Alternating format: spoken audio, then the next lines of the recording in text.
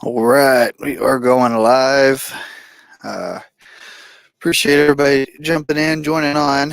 I do apologize. I woke up this morning, only felt slightly funny. It wasn't too bad, but it didn't take long, and I started to crash. I don't know what's going on.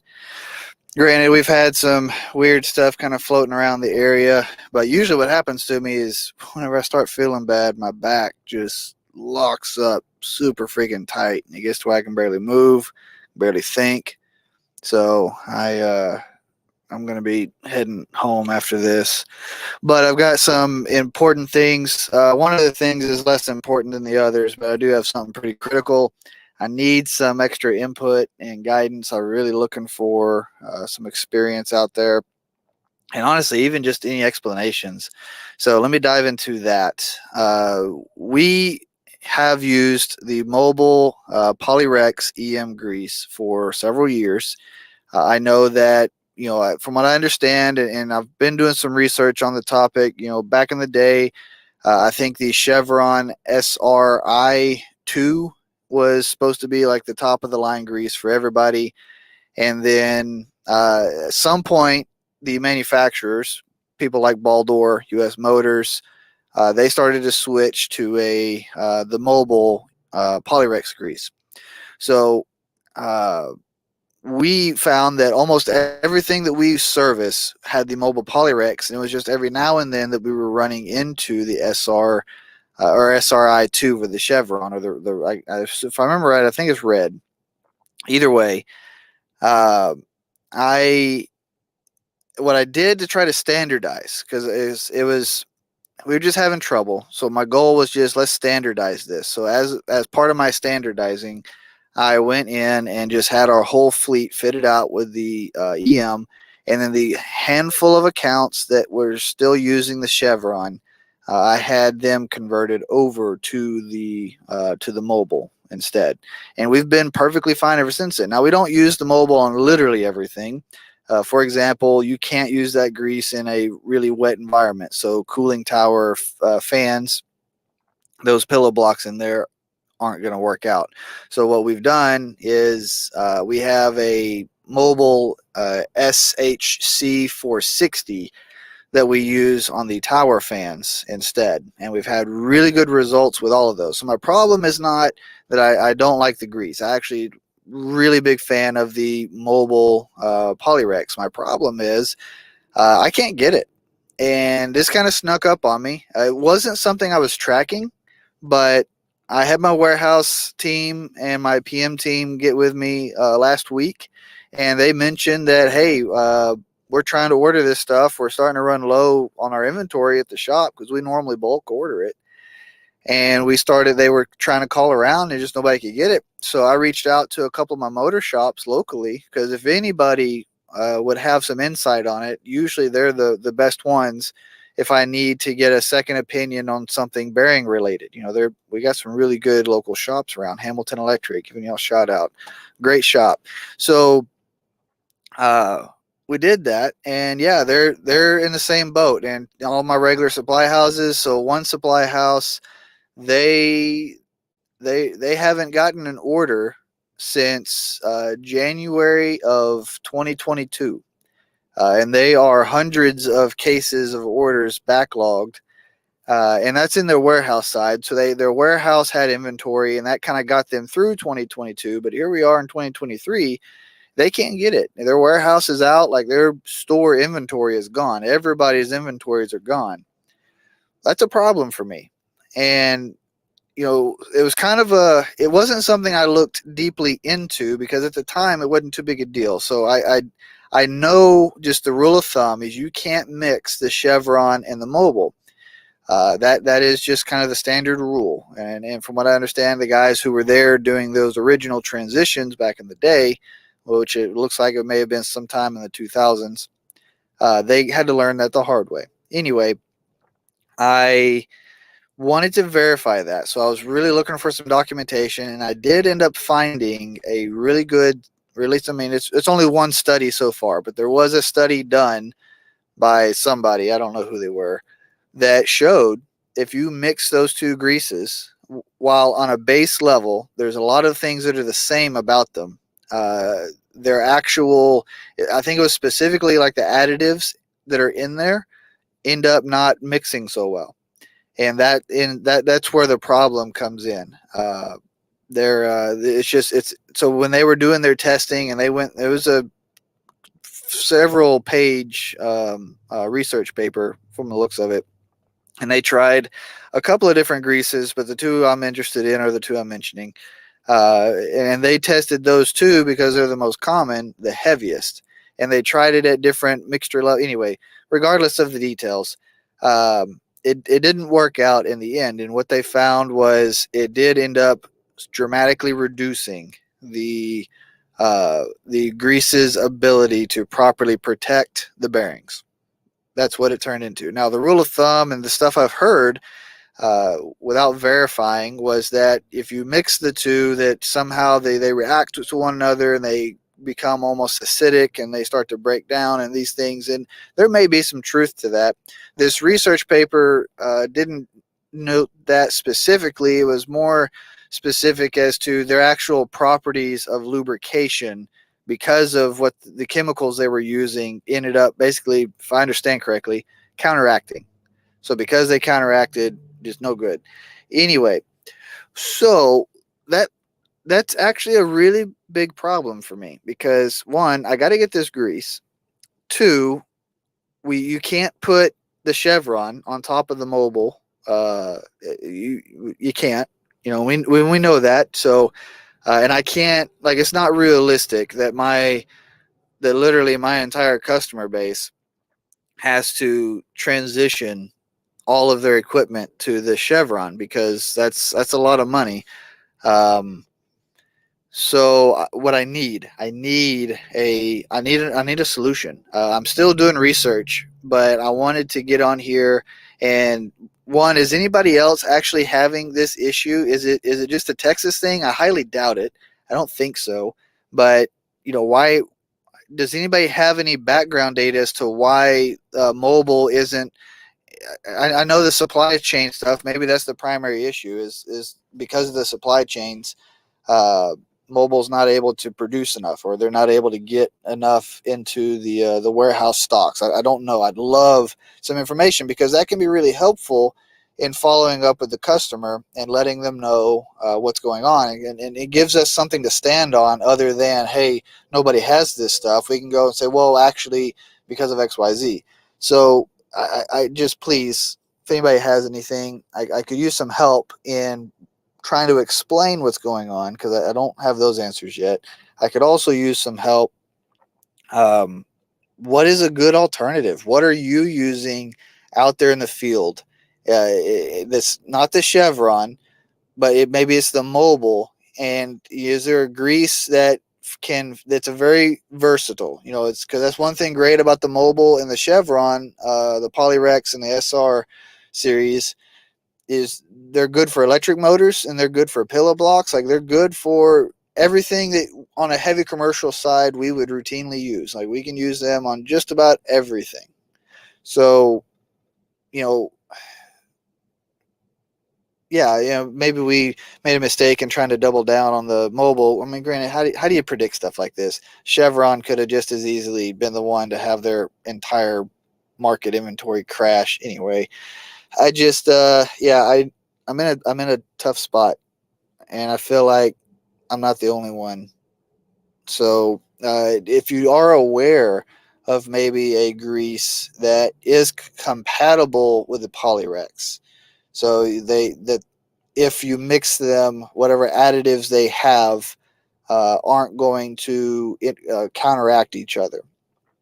I think that's the big thing I'm having to pay attention to, because it's not even about the base, because fundamentally, that's, from what I can tell, that's quite literally the only legitimate difference between the chevron and the mobile, and in what I've researched so far. It's just the additives. They just have a completely different additive mixture that makes them function the way they want. But other than that, like the base oils and everything that they're using from there up is essentially identical. I mean, even even the mixture formulas that they have written down and just their numbers are just barely modified from each other.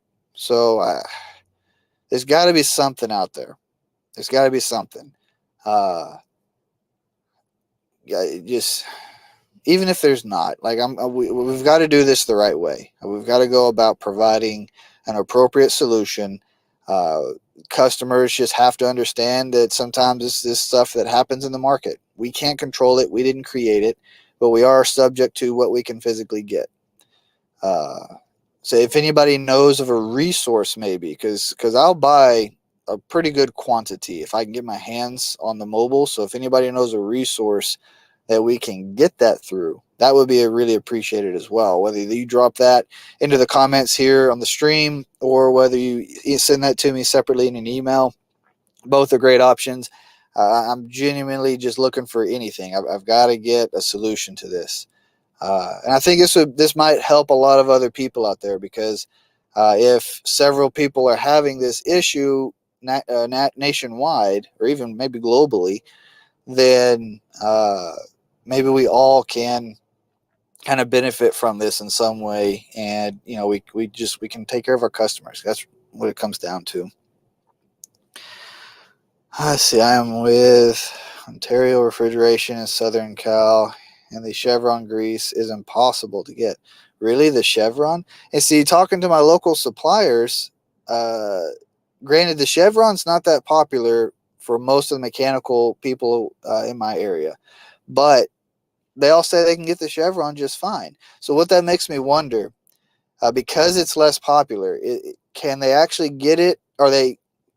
Can they get it the way they say they can, or do they just not sell that much of it, uh, and so they haven't ran out of inventory yet?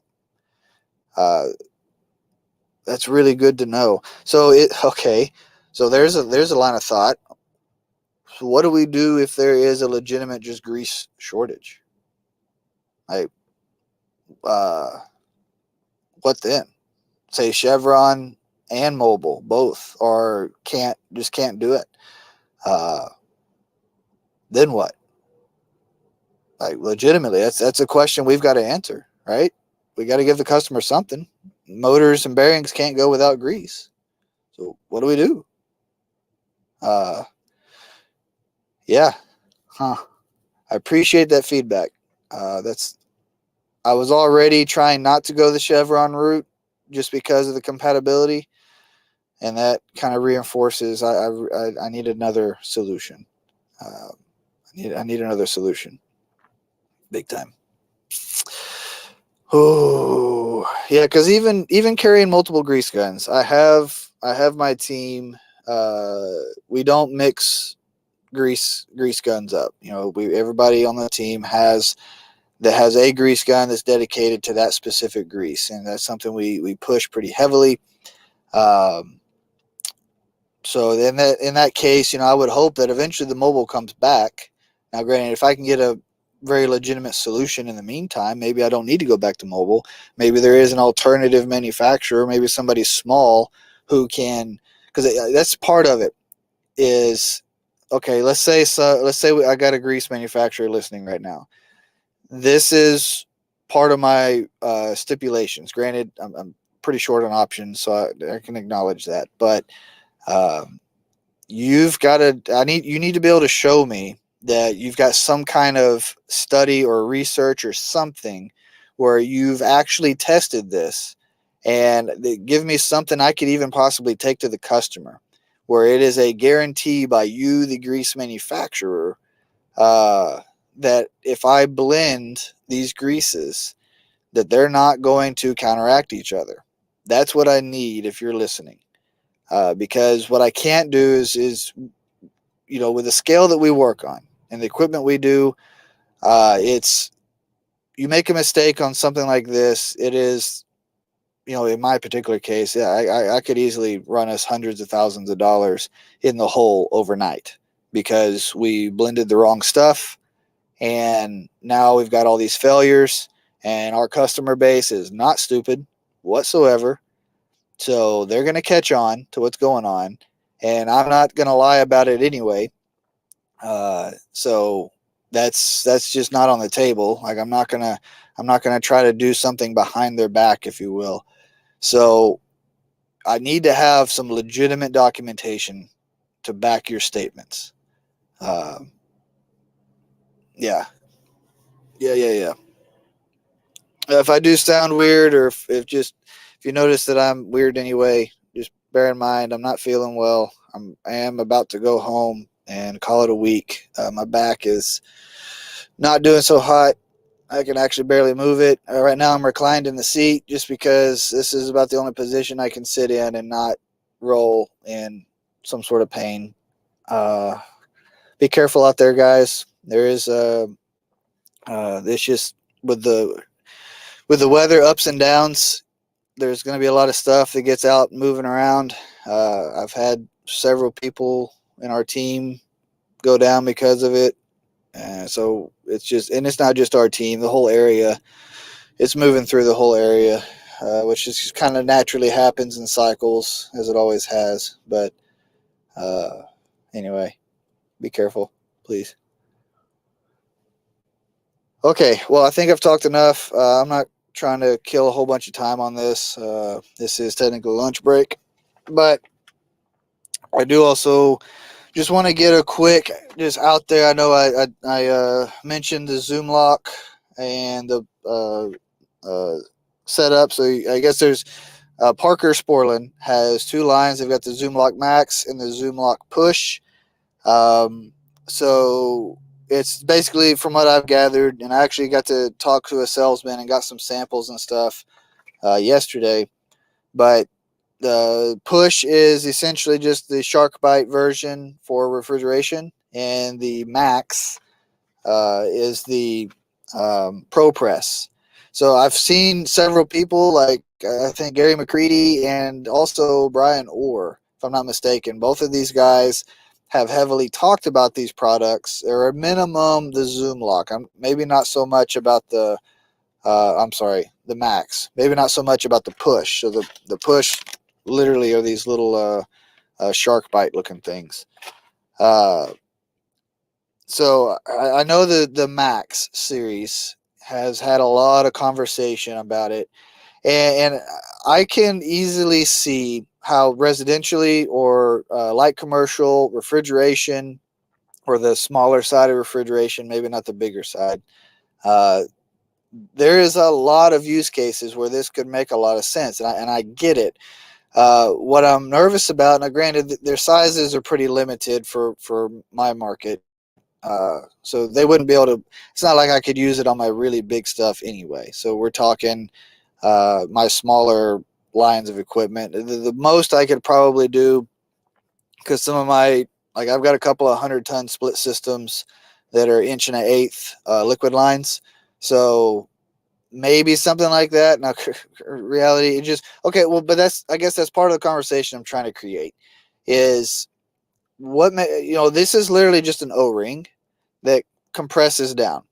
Now, talking to the salesman, I'm really glad that I did. Uh, there's a lot more to this than just kind of me see eye, and I think that's part of what I see is for a technician that is not familiar with the technology. And granted, everybody's got to be trained and so forth. So there's that. You can't really prevent incompetence, but uh, they are very specific with how they do this, and they also, the salesman was saying that they warranty the fitting itself, but obviously they don't warranty the rest of the system. And I think that's a great marketing ploy. I'm not trying to be overly harsh, but I am trying to be honest about my thoughts. Like, I mean, that's fine. I have no doubts that your copper or brass fittings are going to hold up themselves. Where I have doubts about is these O-rings, because one, granted, I haven't had a ton of issues with ProPress, but you do have to be very careful with ProPress. If you take a really dirty fitting or it's got a bunch of burrs on it, you're obviously going to create a leak. So there's that. Um, but we're not, with ProPress, we're talking about water, and it can get expensive. It's just not going to cost that much more. With this, I'm dealing with, in some cases, many thousands of dollars and pushing tens of thousands of dollars worth of refrigerant that I am trusting in this fitting.